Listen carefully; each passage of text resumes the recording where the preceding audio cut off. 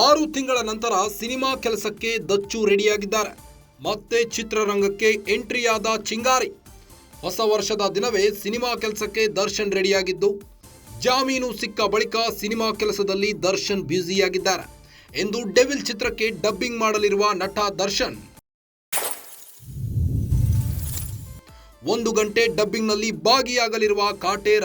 ಹೊಸ ವರ್ಷದ ದಿನವೇ ಡಬ್ಬಿಂಗ್ ಕಾರ್ಯ ಶುರುವಾಗಿದೆ. ಸಂಪೂರ್ಣವಾಗಿ ಗುಣಮುಖರಾದ ಬಳಿಕ ಶೂಟಿಂಗ್ನಲ್ಲಿ ಭಾಗಿ.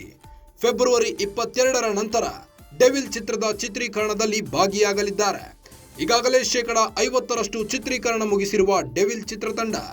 ರೇಣುಕಾಸ್ವಾಮಿ ಕೊಲೆ ಕೇಸ್ನಲ್ಲಿ ಜೈಲು ಪಾಲಾಗಿದ್ದ ನಟ ದರ್ಶನ್ ಫೆಬ್ರವರಿ 22ರ ನಂತರ ಉಳಿದ ಚಿತ್ರೀಕರಣದಲ್ಲಿ ಭಾಗಿಯಾಗುವ ಸಾಧ್ಯತೆ ಇದೆ. ಚಿತ್ರರಂಗಕ್ಕೆ ನಟ ದರ್ಶನ್ ರೀ ಎಂಟ್ರಿ ಕೊಟ್ಟಿದ್ದು, ಇಂದು ಡೆವಿಲ್ ಡಬ್ಬಿಂಗ್ ಮಾಡಲಿದ್ದಾರೆ.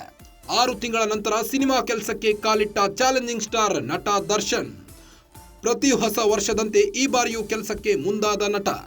ಚಿತ್ರದುರ್ಗದ ರೇಣುಕಾಸ್ವಾಮಿ ಕೊಲೆ ಪ್ರಕರಣದಲ್ಲಿ ಬಂಧಿತರಾಗಿ 6 ತಿಂಗಳ ಬಳಿಕ ಜಾಮೀನಿನ ಮೇಲೆ ಬಿಡುಗಡೆಯಾಗಿರುವ ನಟ ದರ್ಶನ್ 2025ರ ನೂತನ ವರ್ಷದ ಮೊದಲ ದಿನ ಸಿನಿಮಾ ಕೆಲಸಕ್ಕೆ ಮುಹೂರ್ತ ಇಟ್ಟಿದ್ದಾರೆ.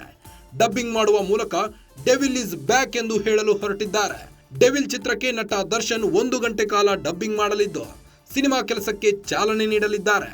ನಟ ದರ್ಶನ್ ಪ್ರತಿ ಹೊಸ ವರ್ಷದ ಮೊದಲ ದಿನ ಸಿನಿಮಾ ಕೆಲಸ ಮಾಡುವ ಮೂಲಕ ವರ್ಷವನ್ನು ಆರಂಭಿಸಿದ್ರು.